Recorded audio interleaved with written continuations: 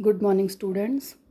आज हम कक्षा 12 हिंदी के संस्कृत खंड के अंतर्गत तृतीयः पाठः आत्मज्ञः एव सर्वज्ञः का अध्ययन करेंगे। आत्मज्ञः, आत्म का अर्थ है आत्मा को, ज्ञ का अर्थ है जानने वाला, एव का अर्थ है ही, सर्वज्ञः सर्वधन ज्ञः, सर्व का अर्थ है सभी कुछ या सभी को, ज्ञः का अर्थ है जानने वाला।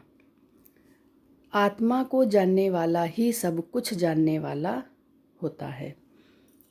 तो इस पाठ का अनुवाद बहुत ही आसान ढंग से पढ़ते हैं।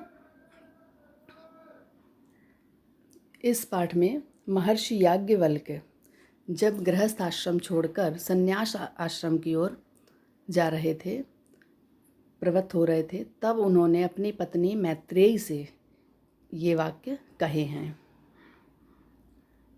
याज्ञवल्क्यो मैत्रेयीम उवाच, याज्ञवल्क्य ने मैत्रेयी से कहा। उवाच का अर्थ है बोलना या कहना। मैत्रेयी, उद्य अस्यन, उद्य का अर्थ है ऊपर की ओर, अस्यन यहाँ से, अहम अस्मात् स्थानाद अस्मि, मैं इस स्थान से ऊपर के स्थान की ओर जाने वाला हूँ। अहम का अर्थ है मैं, उद्यास्यन ऊपर के स्थान की ओर, अर्थात ऊपर का स्थान जहाँ लिखेंगे वहाँ ब्रैकेट में हम लिख देंगे संन्यासाश्रम, और इस स्थान अर्थात गृहस्थाश्रम, गृहस्थाश्रम को छोड़कर संन्यास आश्रम की ओर जाने वाला हूँ। ततस्ते अनया, इसलिए अनया का अर्थ है दूसरी, कात्यायनया विच्छेदम करवाणि इति, इसलिए मैं दूसरी पत्नी कात्यायनी से तुम्हारा बंटवारा, विच्छेदम का अर्थ है बंटवारा, करवाणी करवा देता हूँ। किस में बंटवारा होगा? संपत्ति में होगा। मनुष्य का तो बंटवारा नहीं होता, संपत्ति का बंटवारा होता है। तो जहाँ बंटवारा शब्द, यहाँ संपत्ति शब्द नहीं आया है तो हम ब्रैकेट में लिख देंगे संपत्ति का। इसलिए मैं अपनी संपत्ति का, संपत्ति को कैसे लिखेंगे? ब्रैकेट में, संपत्ति का बंटवारा दूसरी पत्नी कात्यायनी से करवा देता हूँ।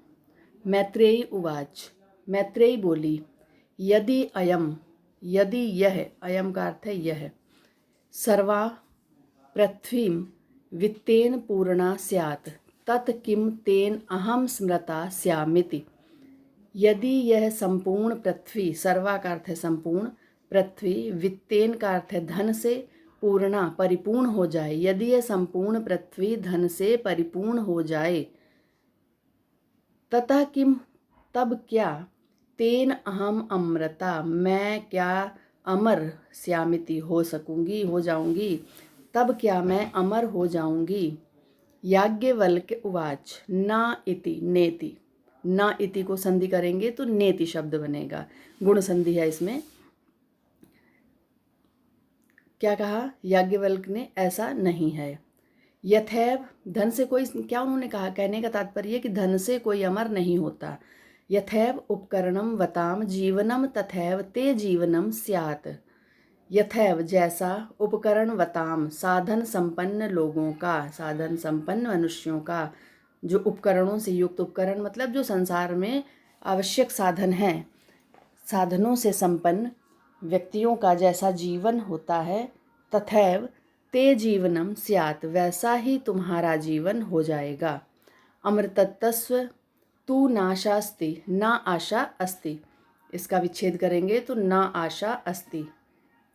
वित्तेन इति सा मैत्रेयी, क्या कहा कि अमर आशा, धन से अमरता की आशा, वित्तेन अर्थात धन से, धन से अमरता की आशा नहीं करनी चाहिए। वित्तेन तृतीया विभक्ति है, धन से अमरता की आशा नहीं होती है।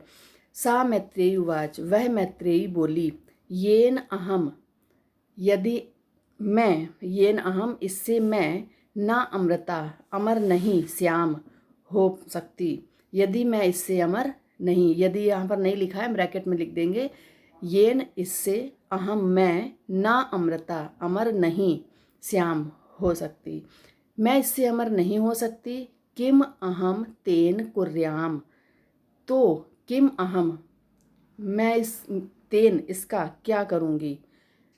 यदेव भगवान केवल अमरतत्व साधन जानाति, यदि आप केवल, हे भगवान, यदि आप केवल अमरता का साधन जानते हैं, अमर तत्व साधनम, अमरता का साधन, अमर तत्व का साधन जानते हैं, तदेव में ब्रूहि, तब वो मुझसे, ब्रूहि का अर्थ है कहिए। याज्ञवल्क्य उवाच, याज्ञवल्क्य बोले, प्रिया ना सती त्वम प्रियम भाषसे, तुम ना केवल सती हो अर्थात ना केवल मेरी पत्नी हो बल्कि प्रिय भाषसे, भाषसे का अर्थ है बोलना, प्रिय बोल रही हो। एहि आओ, उपविश बैठो, आओ बैठो, व्याख्या अस्यामि ते अमरतत्व साधनम, मैं तुमसे अमरता के साधन की व्याख्या करूँगा अर्थात मैं तुम्हें अमरता का साधन बताऊँगा। अब आगे क्या कहा याज्ञवल्क्य ने। याज्ञवल्क्य उवाचन, याज्ञवल्क्य बोले, वाह अरे मैत्रेयी, सुनो अरे मैत्रेयी, पत्यु कामाय पति प्रियो भवति, पत्यु कामाय पति प्रियो भवति, पति की कामना के लिए पति प्रिय नहीं होता है। पत्यु कामाय पति प्रियो भवति, पति की कामना के लिए पति प्रिय नहीं होता है। आत्मनस्तु वै कामाय पति प्रियो भवति, आत्मनस्तु आत्मा की मतलब अपने आप की, आत्मा की कामना के लिए पति प्रियो भवति, अपनी कामना के लिए या आत्मा की कामना के लिए, आत्मा का अर्थ ही है स्वयं से, आत्मा की कामना के लिए पति प्रिय होता है। ना वा अरे जायाया कामाय जाया प्रिया भवति, ना ही अरे मैत्रेयी, ना ही जाया का अर्थ है पत्नी, कामाय कामना के लिए, ना ही पत्नी की कामना के लिए पत्नी प्रिय होती है। आत्मनस्तु वै कामाय कामा जाया प्रिया भवति, आत्मनस्तु स्वयं की, आत्मा की, अपनी, कामाय कामना के लिए या संतुष्टि के लिए, प्रसन्नता के लिए, जाया का अर्थ है पत्नी, प्रिया भवति पत्नी प्रिय होती है। ना वा अरे पुत्रस्य वित्तस्य चा कामाय पुत्रो वित्तम वा प्रियम भवति, ना ही अरे मैत्रेयी, ना ही पुत्र और धन, पुत्र और धन के लिए प्रिय होते हैं। आत्मनस्तु वै कामाय, अपनी या आत्मा की कामना के लिए ही पुत्र और धन प्रिय होते हैं। मतलब ये कि कोई किसी के लिए कुछ नहीं, ना पति पत्नी के लिए और ना ही पत्नी पति के लिए, ना पुत्र माता पिता के लिए, ना ही माता पिता पुत्र के लिए, सब आत्मसंतुष्टि के लिए जो भी करते हैं संसार में, जो भी प्रसन्नता दिखाई देती है वो आत्मसंतुष्टि के लिए है। ना वा अरे सर्वस्य कामाय सर्वम प्रिया भवति, हे मैत्रेयी, ना ही सबकी कामना के लिए, सर्वस्य सब कुछ जो भी है संसार में, सबकी कामना के लिए सब प्रिय नहीं होते। आत्मनस्तु वै कामाय सर्वम प्रिय भवति, अपनी कामना के लिए सब प्रिय होते हैं। मतलब कुल मिला के आत्मा की संतुष्टि जब मिलती है तभी सब प्रिय होते हैं। तस्माद आत्मा, इसलिए आत्मा ही, अरे मैत्रेयी, इसलिए अरे मैत्रेयी, आत्मा ही द्रष्टव्या देखने योग्य, दर्शनार्थ दर्शन करने योग्य, श्रोतव्या सुनने योग्य, मंतव्या मनन करने योग्य या चिंतन करने योग्य, और निदिध्यास्ति ध्यान करने योग्य है। तो आत्मा खलु दर्शनेन, आत्मा के ही दर्शन से, दर्शनेन यहाँ पर है, आत्मा के ही दर्शन से इदम सर्वम विदितम भवति, यह सब कुछ ज्ञात होता है।